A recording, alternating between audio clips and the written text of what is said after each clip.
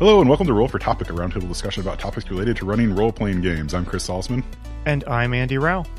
Andy, I think I've done that intro like 192 times or so at this point. At some point I need to do a supercut to see like how different they are. Oh, fascinating. Yeah. You've probably done it, if we count like bad takes, you've probably done it about 750 Oh, yeah, times.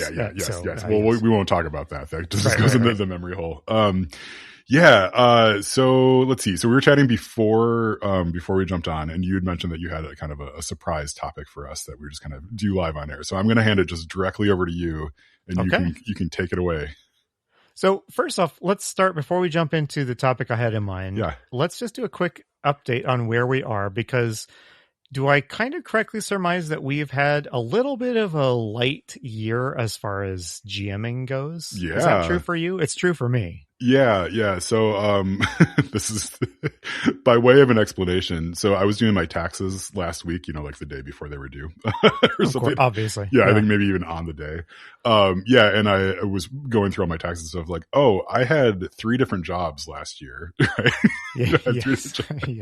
Yeah. So it's been a little hectic to say the least. But I mean, things are nice and stable now. I'm very thankful for that and all that. But it's it's been recently been a little nuts. Yeah. Yeah. Well, I'm getting ready to kind of step back into the saddle of GM after it being pretty light for a while. So I had one kind of epic GMing experience earlier in this year when I did that weekend Lovecraft thing. And I've run like a short Alien campaign that is still incomplete, by the way. So I'm feeling the pangs of GM guilt as I say that. Yes, of course. I still have to get one more, the final session on the schedule. Yeah. But so I am about to start GMing a game I have failed to run twice. And so here's hoping that third time is the charm. I'm getting ready to run Band of Blades again. Oh, you are? That's great. Yes. Yeah. So I have a really checkered past with this game.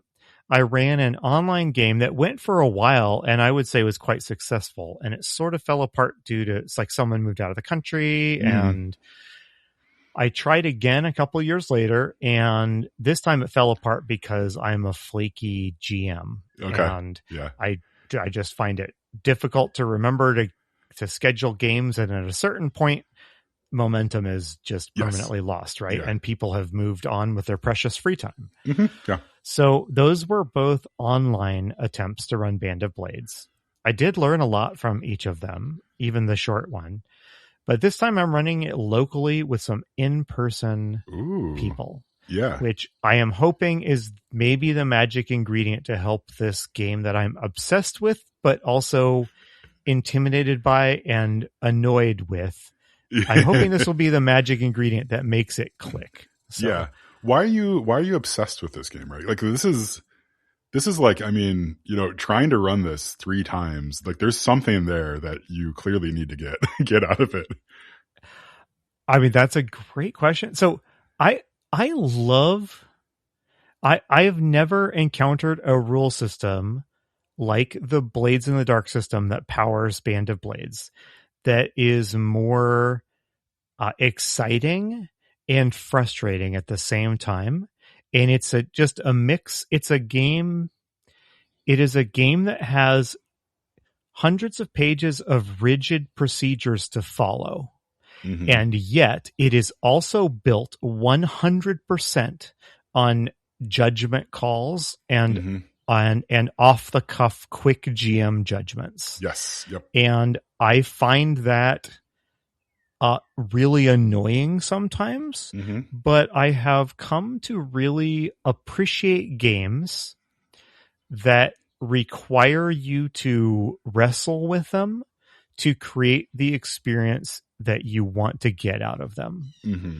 Right. So so arguably you do this with every RPG, of course. However, you pick up D&D and it tells you how to do everything. And that's great. It's a game. That's what game rules are supposed to do, right? Mm-hmm. But a game like Blades in the Dark or Band of Blades comes along and says, hey, here's this system you can use to resolve stuff. But what you want to resolve is going to be kind of up to you. And so here's like this toolkit. Use it to create the experience you want, right? Do you want like a gritty, brutal, tense game that produces a certain type of encounter and a certain type of result? Use these tools to make it. Do you want something that's breezier and more heroic and has a totally different tone? You can do that too, but you'll have to get in there and adjust the dials yourself. Yes. I find that kind of irresistible as a game master. And I do think, I have run games of Band of Blades where everything was firing on all cylinders, and it did create an experience that was different than anything I'd had running games before. I've also run Band of Blades, and I wanted to like hunt down the game designers in person and yell at them. Right. Yes, yeah. So to me, that makes me, I want to keep trying because there's something magic in there that like is genuinely special about this rule system. And I want to make it work because the glimpses I had when it was working were really, really good. Can you relate to that at all? Oh, of course. Yeah. I mean, playing and running like Blades in the Dark, like that, the Forge in the Dark system. Yeah. The only way I've found to make it work for me as a game master is to like, there was a flow chart that was floating around, I think back on like what was it? The Google Plus days back when, back when that, so there's this flow chart that was floating around that was just like, here's how to like do a die roll. Right. And it was just like, here's all the different things that you have to think about that go into just sort of setting the position and the position and effect of like what's going to be the outcome of the die roll. Right. And just like, there's all this like complexity that you can kind of like squeeze in there, and like people can kind of interact with like how many dice are going to get rolled and like stuff like that. And like, you just have all this stuff that can kind of culminate then in one single die roll that can really move the narrative forward. And the narrative is always going to move forward. Right. Like that's the one thing that I just love about that system. It's just like, like every time you roll, it's, something changes in some fashion, right? Like it's the downside to, a lot of like D20 systems, right? It's like, sometimes you just fail and like nothing happens. You just kind of move on to the next person. Yeah. Like, that's never the case. Right. And so like, I'm with you, like that magic of when Blades is just working really well, or like, when Band of Blades is working really well, right? It's just like, it feels like you're just like free to imagine the story in the way that you want to do it. And like, you every once in a while have this interjection of like fate into it too. And like, there's something that's so alluring about that. Like, so I'm absolutely with you on that. And then I think for you, like from what I know about Band of Blades, like there's this really good, like overarching like map and story that you're playing from sort of start to finish. And I can see that for Andy being like, that's the thing too, that just like, grabs you. Yeah. I know Band of Blades is not unique in this, but I am really drawn by a game that has an end point, a set end point. Like you can win or lose this game, unlike most RPGs. Yes. And so I've got a printout of the map. I'm going to put it on the table in front of my friends, and it's got like spaces you can move to. And when you get to the right side of the map, we're done playing this game. And then we do a final roll of the dice to see if we won or not, right? Wow, That's exciting and intimidating at the same time. So I guess we'll see how it goes. Are you going to do anything like, I mean, well, obviously printing out the map itself is pretty cool. Are you going to do anything like clever with it on top of just putting it on the table? Like, so you mentioned like moving, you're always sort of moving through, right? Like you never get to go backwards. Correct. Right. Okay. Would you ever like consider doing, I don't know, this is like kind of cheesy, just my first thought of just like ripping the map up as they're progressing, right? Like you just got to tear away what's behind them. So a little bit. So, the idea of Band of Blades is that you're retreating in the face of this like inexorable Sauron style, the hordes are, so you'll never, when you retreat, you will never move towards the left side of the map again. Yeah. It's lost forever. Yeah. So I do actually love the idea of ripping up the map. That would be actually delightful to do in front of the players. Yeah. I was planning on, bringing a Sharpie and like, and coloring in the part of the map that you can no longer access anymore. Yes. Because this is how far the enemy armies have advanced. So I gotta think about the tearing up the map because that sounds pretty delightful. Yeah. So anyway. Tear it up or like burn it somehow. Yeah, exactly. Yeah. So anyway, I didn't want to monologue too long about Band of Blades, but you'll certainly be hearing about my success or my very possibly my abject failure to run that game. Yeah. I mean, and you will try again if it if it doesn't go. But yeah, it's interesting. I mean, so I've had on my desk, sort of off to my right, I've got this pile of books that I'm absolutely totally going to read someday. But yes, of course. But like close to the top of the pile is the Blades in the Dark, the deep cuts. Like, yes. I'm very curious about that. Yeah. Like I'm curious about it too. Like, cause it purports to sort of like add a bunch to it and kind of give a little bit more, more flavor to the setting, I think. And like, kind of explain stuff a little bit more about like, so I just flipped through this, like to the advancement clocks, like giving a little bit more explanation about that. Stuff like that, which is like, I mean, I think that's where like every time I play Blades, it feels slightly different. Right. Cause it's like, you're focusing on different things, but like there's like all this depth with like the clock system too, that you can just really like, you can lean on, I think the last time I played, my character was like kind of a tinkerer. So like I was making, kind of making these like, these mechanical like bombs, but like, mechanical things, like sort of off on the side. Right. As like sort of my downtime activity too. Right? It's like, it's so flavorful and it's so fun. Like, and like, I just, like, I don't get that from other systems and I don't know why that is. I think, and you and I think both have this experience of like, once you get the clock idea sort of embedded in your head, you start bringing that into like every game, right? Of just like, oh, I just got to draw this thing. It's like, you got to tick this up 6 times, and we'll kind of figure out what that means. But it's just like, there's so many interesting overlapping systems and like, it's hard to keep them all in your head at the same time. Yeah.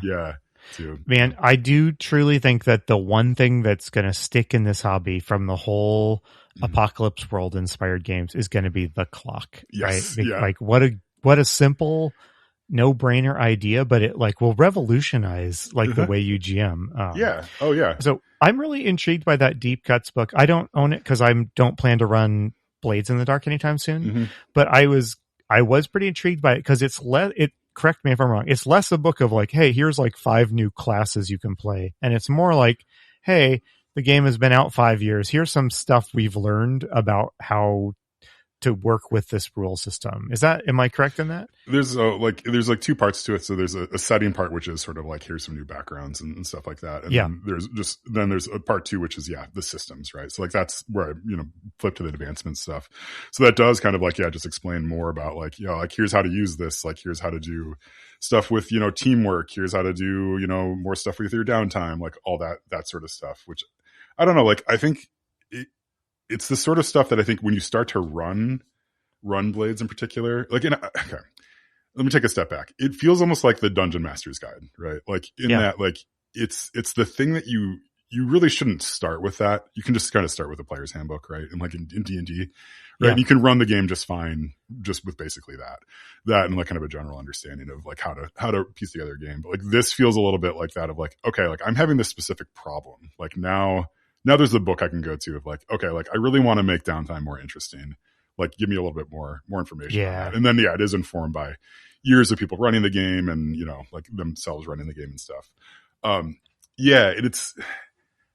do find myself kind of interested in this kind of book, right? Because it's like, from a publisher standpoint, like what a terrible idea to greenlight, like a supplement of, like an expansion to a game, but like it's also like it's such like a necessary like artifact, I think, to a game to have sort of that like follow up.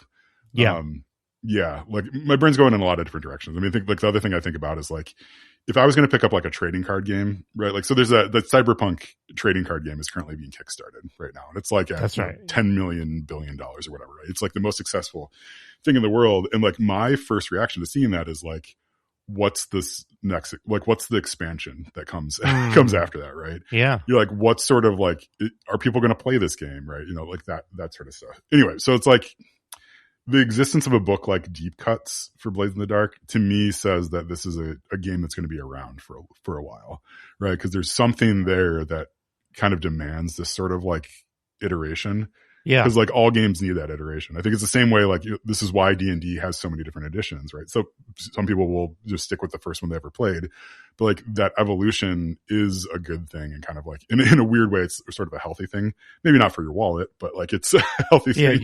Yeah, for the hobby and for the game that you're playing too, to kind of like inform itself and to kind of like continue to evolve and codify those evolutions too here and there. Yeah. So I will say I have a bunch of links bookmarked as I've been prepping this Band of Blades game. Mm-hmm. And the one I've gone back to the most is somebody's lengthy actual play report of a whole campaign that they ran from start to finish that they hated. Yes. They hated it. Goodness. The players hated it. And I've gotten more insight from that write-up of like, this didn't work for us at all, and here's why, and here's the problem we kept running into. Mm-hmm. It's so helpful. And I don't know, I sometimes feel like there's not, I don't know, I'm not as up as I used to be with, the latest D&D book releases, but I feel like, there's this kind of marketing impulse that you always, your new stuff you're releasing should just add more stuff to whatever the game is. Right. Mm-hmm. But, there's value in like, okay, D&D's been out for a decade. What have we learned? Yeah. What would we do differently? Like what are some things that ways we saw people using this system that caught us by surprise that now seem like fantastic ideas that everyone should incorporate into their game? Yeah. Right?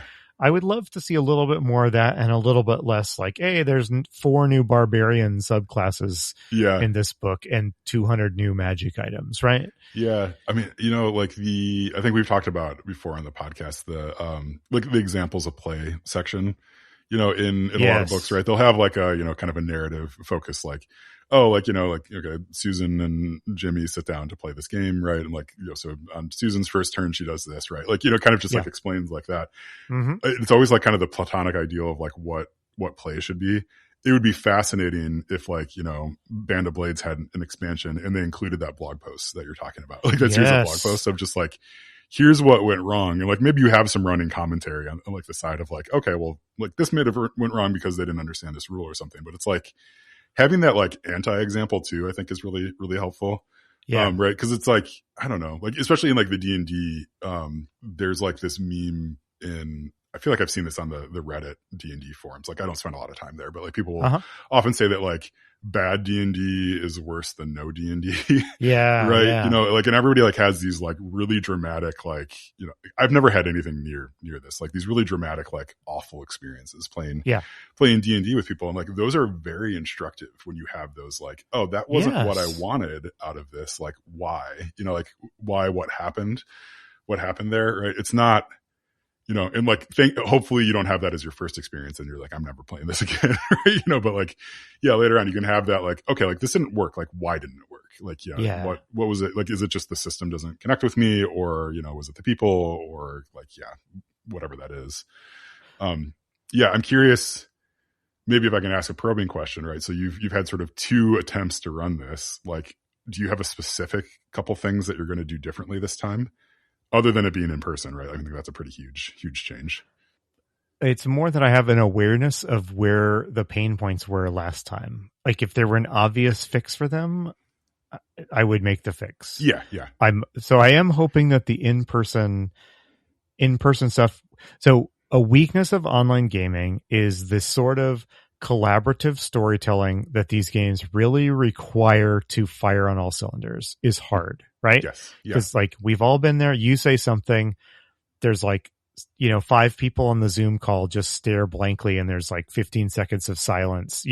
That doesn't happen in real life. In real life, that would be too awkward. So I am hoping that we get a little bit more of that player prompted, like, well, what if we did this, or what if we tried this, or how about using this rule in this particular way? So I will say the challenge of Band of Blades is that tension between let the story unfurl as it will in a totally unplanned manner at the table versus prepare carefully for what you want to have happen in the next game night.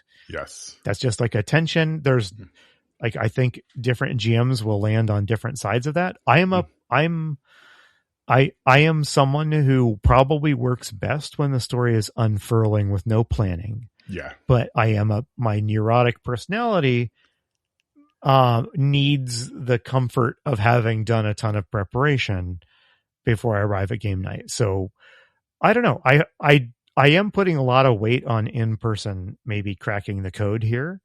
And maybe it will, maybe it won't, but maybe, you know, in the spirit of games that don't work are instructive experiences and even fun ones that we can learn from. Yeah. I hope that, you know, give me a month or two here to get this campaign going, but I hope you'll ask me like, hey, did your Blades game fall apart? Can we talk about it? You know, and hopefully I'll be able to chat about it. So no, I don't think anything will be too traumatic there, but yeah, I mean, I think there's a lot to be learned there. It's interesting, like the campaigns that I play in, right? So the gaming group that I'm with, you know, we've been meeting for forever, and like, you know, we keep trying new stuff, which is great. You know, like we're currently playing a game. You know, I think we're a year or so into it, or so. But yeah, it's like I don't know exactly where I'm going with this. It's like I haven't had the experience. Like I've definitely had the experience, but I haven't had the experience of like a game sort of falling apart in a while. Like part of me is like, oh, like maybe I need to try to run something that is maybe, you know, like has that that chance almost to fall apart. Because like I don't know, I think that's also where you kind of maybe arrive at like a more interesting game that you're setting up, right? Because it's not like, okay, like, so for me, like I like running one shots, and I think honestly part of the reason I like doing one shots is because there isn't a lot of pressure on, oh, like I've got to continue this story, right? Or like, or maybe it'll fall apart, right? So like in part, it's a little bit of a cover for my own anxieties of like, okay, well, when you say, hey, just one session, you know, that's fine. We're just trying this out. We'll test it out. It takes a lot of that like pressure of like, if it goes bad, you have an obvious scapegoat. Yes. Yeah. But like, there's so much fun, I think, to be had where you have this kind of this arc happening, right? You know, whatever you're going to play for a year or 2 or 3 or whatever in this system, or like you've got 10 sessions planned for Band of Blades, right? It's like, I think that there's like something that's really interesting that can happen there too. Like, even for like the players, right? Like they can kind of get to know the characters a little bit better too, both who they're playing and like who the other characters are at the table as well. Like the game I'm playing in right now, like we have, Matt, my GM, just like mentioned at the end, like, hey, next session you guys are going to a masquerade party. So like think about what you want your costume to be. So like we're amazing. Everybody's just like thinking about like, oh, like what's it gonna like what are we gonna do? You know? And all that. Like I haven't quite decided, but like, you know, Mark, one of our other players, had like a really good suggestion for me. You know, that sort of stuff, like that doesn't happen when you do a one shot, right? Like yeah. And I think I'm excited for you to try this in person and see sort of like what can emerge from there. Over the course of it. So I have one other thing I wanted to throw out at you, but first a really quick question. A couple of episodes ago, or maybe like a year ago, I have no sense. You were thinking about talking to your GM about like respecting your character. Yeah, there's a couple. Do you want to? Did that conversation happen? How did that work? Oh yeah, so we ended up having it on Discord a little bit. He was just like, yeah, sure, if you have which I mean I expected, right? But yeah, so I'm waiting for a good like narrative beat for when we have the right downtime to make it make sense to like kind of figure that out. But yeah, so I don't know. It's like the game that we're playing, it feels like there's never a moment to take a breath, which is good, right? Because it feels like we're constantly kind of expending our resources and stuff. So yeah, I'm hopeful. We are mired. We're about to enter this big festival in Middenheim. So if you're familiar with the Warhammer fantasy universe, it's like, one of the big cities out there. So like there's this festival that's about to kick off, and I mean, nothing is going to go well. Like there's you know, political unrest, religious unrest, you know, there's, you know, cults running around, there's, you know, all sorts of stuff. And like, security for the, for Middenheim is like, you know, freaked out. Like they don't have enough people. It's like, it's the perfect time for us to go to a masquerade ball. It's a perfect situation to throw a group of PCs into. Yes, I love it. Light all the matches and catch everything. Yes. All right. So hey, I had one other thing I wanted to throw at you. GMing related. Yeah. And maybe this doesn't have we don't have to talk forever about this, but So I have a son who has 14-year-old me their jaw would drop at this. My son has a D&D class at his school. Oh my God. Yes. Yeah. You mentioned this. This is so cool. Yeah. So like the final half hour of most weekdays at his school, he plays in a D&D campaign. They're playing D&D 5e through the Descent into Avernus published campaign. Yeah. So their final exam in this class is preparing and running like a week's worth of a campaign that they have created and built. Oh, cool.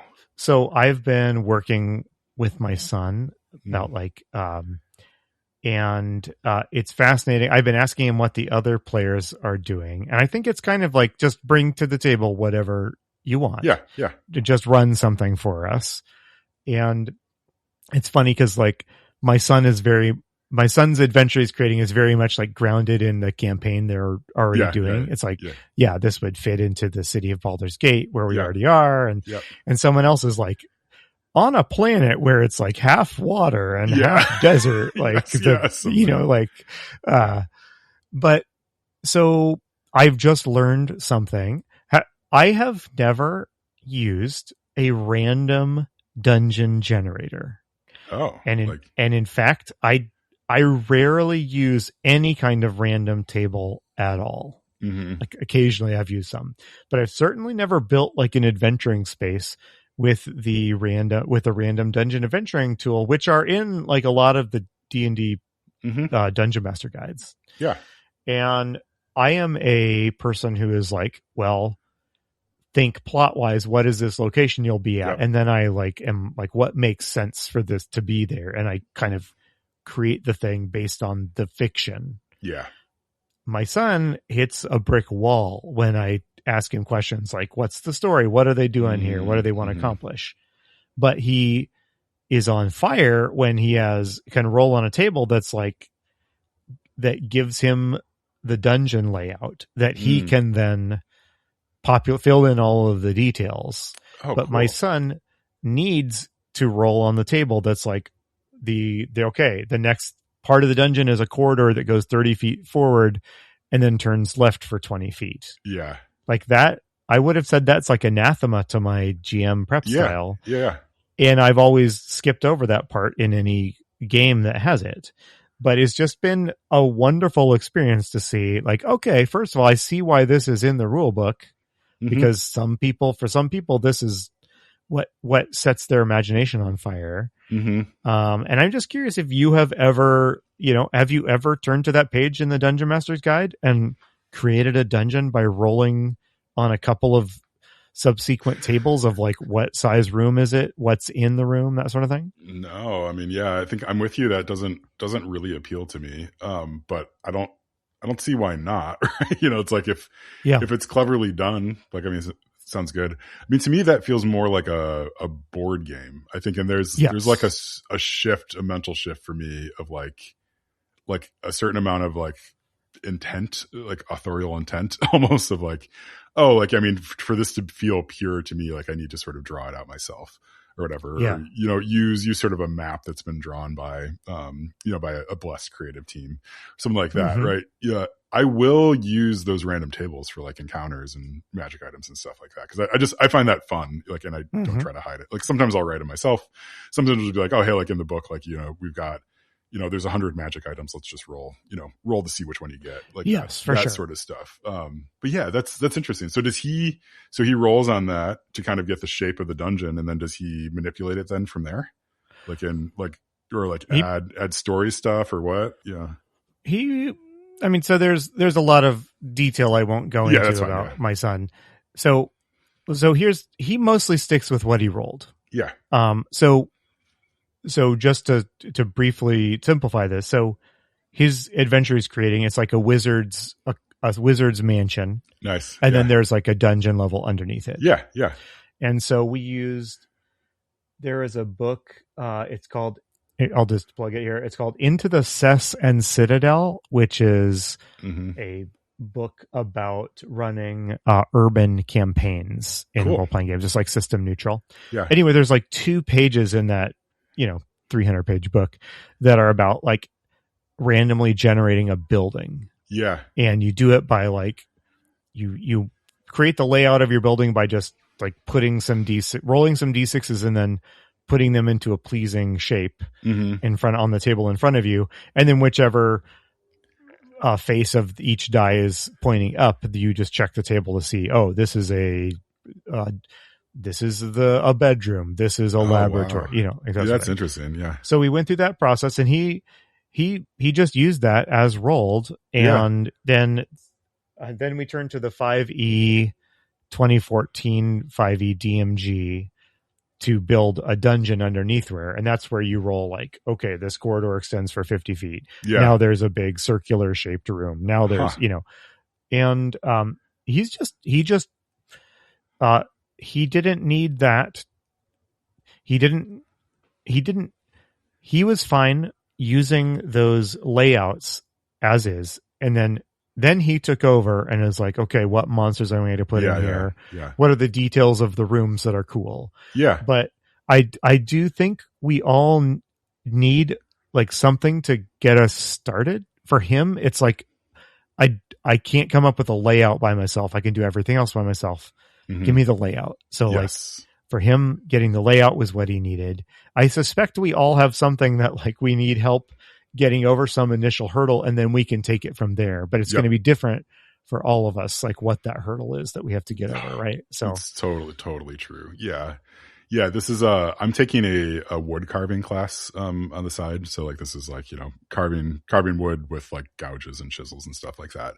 But my teacher, he's been doing this for 50 years. Like he's, you know, he's semi-retired, but he can't stop. But he said something last week that really stuck out to me. He's like, and like, this is something that I believe in. He's like, you know, the more disciplined you can be about the craft and like, you know, the little parts about it, like, you know, like you got to kind of do the work, you know, do all that sort of discipline stuff, you know, sharpen and, you know, draw stuff out and stuff. It's like the more freedom you end up having. Right. And I think like, I think that's true in basically every creative pursuit that I've ever been involved in. But I mean, having it said so clear is like, oh, yep, that's exactly what's happening. But I wonder if there's something to that too. I think for, you know, like a young GM trying to figure stuff out, or even, you know, like, or even, you know, just someone who's been around the block too, right? Like having that discipline of like whatever that is, right? Of just like, okay, maybe I need a little bit of a framework here. And then that framework then sets me free to, you know, add the monsters, tweak stuff, whatever that is, like that. Like that's not I mean, yeah, it is like everybody approaches it from sort of a different standpoint, too. And like, so it's wonderful. I mean, I think that probably is the reason why the DMG is so long. And like, you know, we have all these books and stuff is because everybody sort of needs something a little bit different for, for them to be successful. Absolutely. And why it's so difficult to say what should be in the GM, right?